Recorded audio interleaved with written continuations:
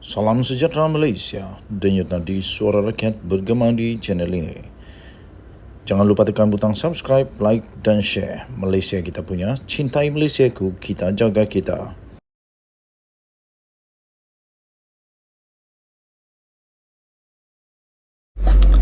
Salam sejahtera Malaysia. SPRM membeku 192 akaun termasuk milik bekas Menteri Kanan. Daripada Kosmo, Suruhanjaya Pencegahan Rasuah Malaysia SPRM telah pun membekukan akaun bank berjumlah 39 juta ringgit Malaysia 39 juta ringgit Malaysia, termasuk yang melibatkan 192 akaun termasuk milik seorang bekas Menteri Kanan. SPRM dalam satu kenyataan berkata, pembekuan 192 akaun itu melibatkan 35 akaun syarikat selain 157 akaun individu termasuk milik bekas Menteri Kanan. Termasuk milik bekas Menteri Kanan, 2 ahli perniagaan bergelar Tan Sri serta ahli keluarga mereka. Nah, ini kalilah. Serta ahli keluarga serta ahli keluarga mereka.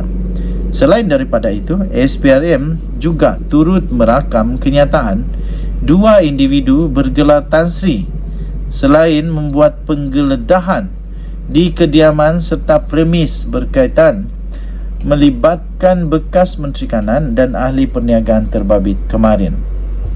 Kesemua mereka ini telah diserahkan notis mengikut Seksyen 36 Akta SPRM 2009 dan Seksyen 44 Akta Pencegahan Pengubahan Wang Haram, Pencegahan Pembiayaan Keganasan dan hasil daripada aktiviti haram 2001 bagi tindakan terbabit.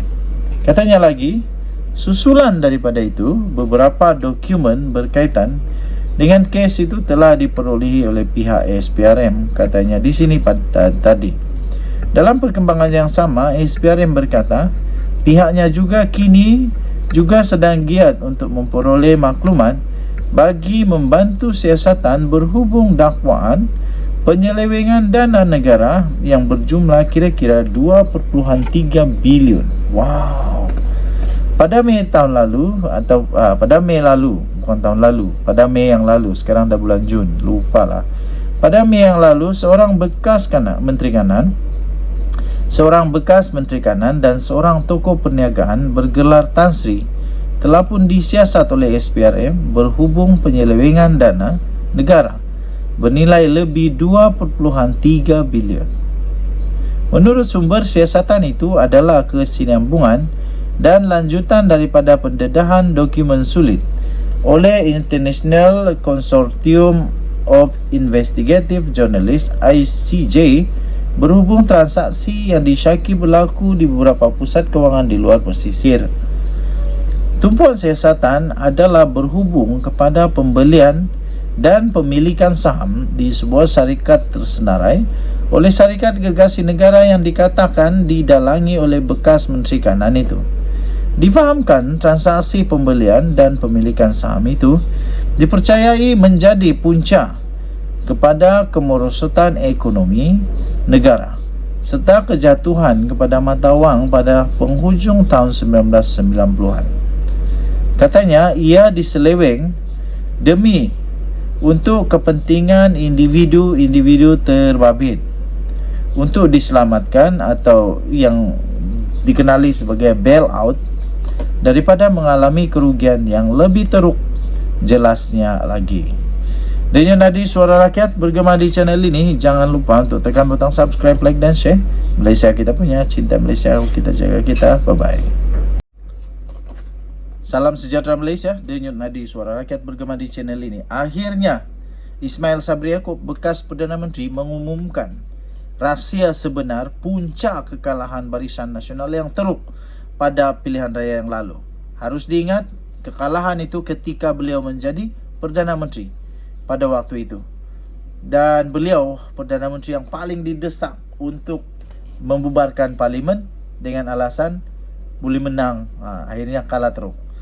Dan beliau akhirnya bekas Perdana Menteri ini, iaitu Datuk Seri Ismail Sabri Yaakob, membocorkan rahsia mengapa BN kalah teruk pada PRU yang lalu. Ini sebabnya. Beliau berkata, pandangan simplistik seperti Ahmad Maslan adalah punca Barisan Nasional kalah, kata Datuk Seri Ismail Sabri Yaakob. Menjawab kritikan daripada Ahmad Maslan, bekas Perdana Menteri, Datuk Seri Ismail Sabri Yaakob berkata, kekalahan Barisan Nasional pada pilihan raya umum yang lalu disebabkan oleh UMNO yang membuat andaian mengenai sokongan kepada parti itu tanpa berasaskan kajian komprehensif dan fakta. Ismail yang juga adalah bekas naib Presiden UMNO mempersoalkan unjuran UMNO pada ketika itu bahawa BN boleh menang melebihi 112 kerusi.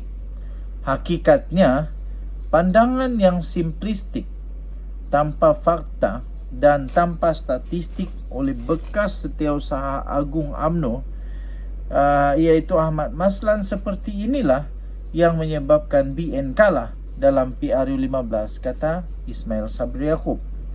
Berkatanya lagi, unjuran UMNO pada ketika itu, BN boleh menang 112 kerusi dan boleh membentuk kerajaan secara solo.